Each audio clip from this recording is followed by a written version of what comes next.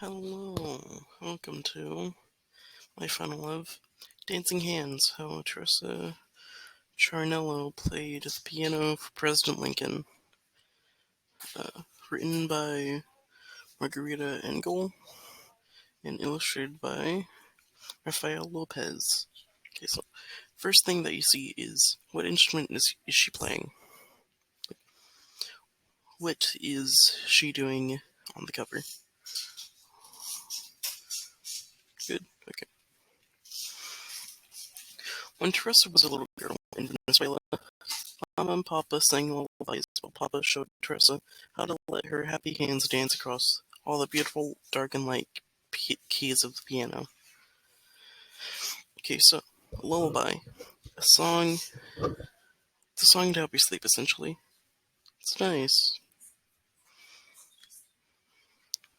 At first, making music seemed magical, but Teresa soon learned that playing the piano could be hard work. Sometimes she had to struggle to make the stubborn music behave as she practiced gentle songs that sounded like colorful birds singing in all the dark and light branches of the shade-dappled mango tree. And powerful songs that roared like powerful jaguars beside towering waterfalls in a mysterious green jungle. Waterfall. It's water falling off a cliff. There's a cool one like, up in Wisconsin, I think. Yeah. Teresa felt sad, music cheered her, and when she was happy, the piano helped her share bursts of joy. By the time she was 6, she could even write her own songs, and at 7 she performed in the beautiful chapel of a magnificent cathedral, playing hymns that shimmered like hummingbirds.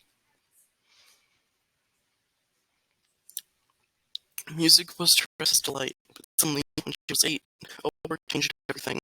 Guns blazed, swords slashed, and poor Papa had to rush the whole family down to the seashore and onto a ship into a storm where wind howled, waves rolled, barrels tumbled, ropes snapped, and clouds bucked and kicked across the wild sky like angry mules. You know, it's sad that this happened, because being kicked out of your home country, or just where you live in general, is depressing. It's very hard to go on when this happened. By the time the ship arrived in New York, Teresa felt lost. She was homesick. How could she ever play happy songs again in this unfamiliar country where she did not know a single friend? Few people spoke Spanish, but all around here, curious strangers stared and whispered, as, as if her whole family belonged in a museum of oddities. Worst of all, there was a fight here too. The horrible Civil War, North battling South. The soldiers marched in newspaper boys hollered about victories, defeats, funerals, and fears.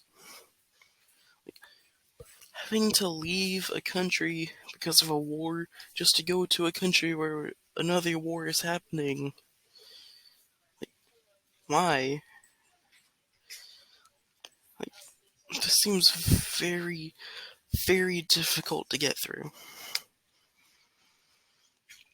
But without a new piano, Trista would have felt even more lonely. But soon she discovered that whenever one is, but whenever, whatever, wherever one is, some people are friendly, drawn together by songs. Musicians came to her home, played along while they listened to the dazzling notes of her dancing hands. Determined to improve, Trista practiced graceful waltzes and sonatas, booming symphonies in lively folk songs. Her strong hands accepted the challenge in life's many dark and light notes. Sorry about that. Symphonies are music. It's like a cool way to describe long music. People began to call her the Piano Girl. Her picture was in the newspaper and on posters advertising concerts. When she performed with great orchestras that invited her to play solos. Trissa triumphed the enormous theaters where children clapped and cheered while their parents stood up and tossed roses. With Papa at her side, she traveled to elegant cities, and by the time she was 10, the piano girl grew so famous that she received amazing invitations, including one so special she could hardly believe her eyes. President Abraham Lincoln wanted her to play for his whole family at the White House. Like, a bit bizarre, don't you think?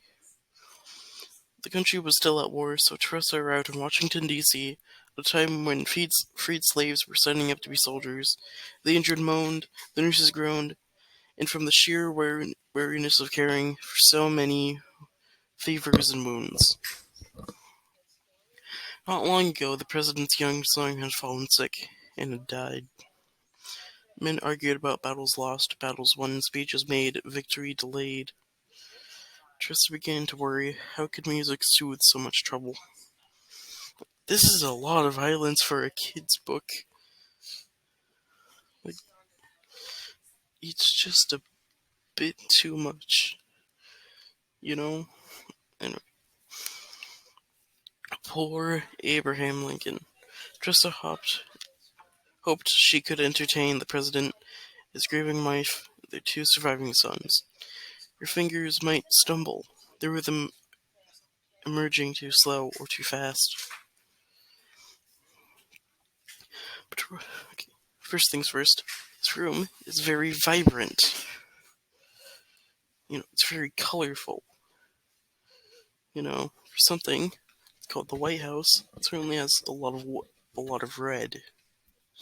But Teresa was brave, and she believed that trying her best. So she entered the White House silently, clutching Papa's hands fiercely as they stepped into a room so red that it looked like a storm or sunrise. Clutching is grabbing something really hard, like when you use a staple gun. You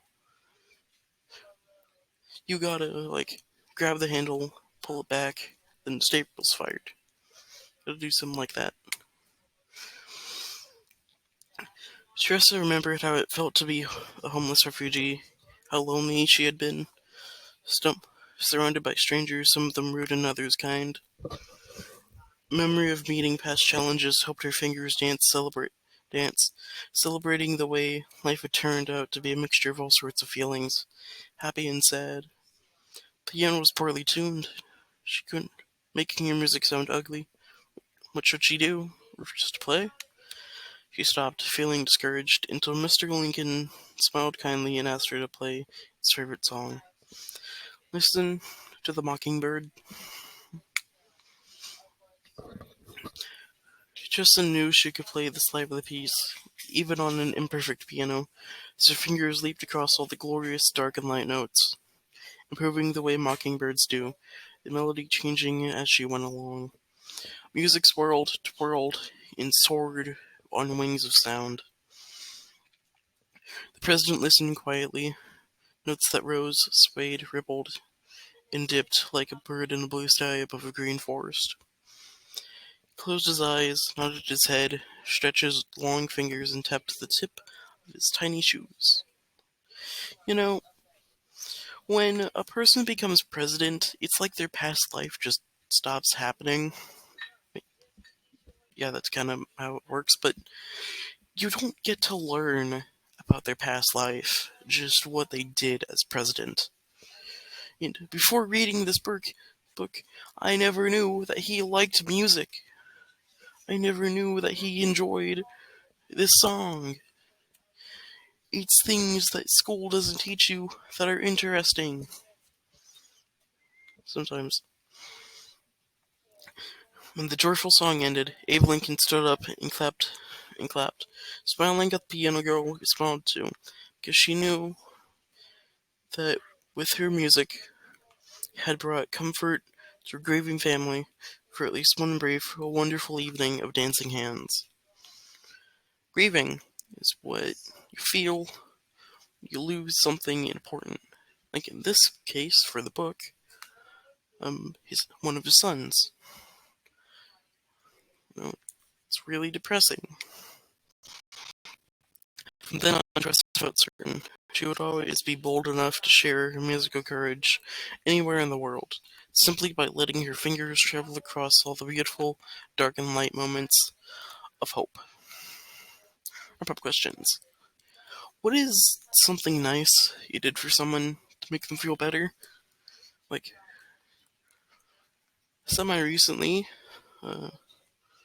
my brother was feeling kind of down, so brought him a cookie. These were pretty good cookies, too. What was your favorite part of the book? My part was when she played for Abraham Lincoln. Most importantly, did you enjoy the book? Did you have a good time listening to it? Yeah, so this is the end of the final book, whatever. Goodbye.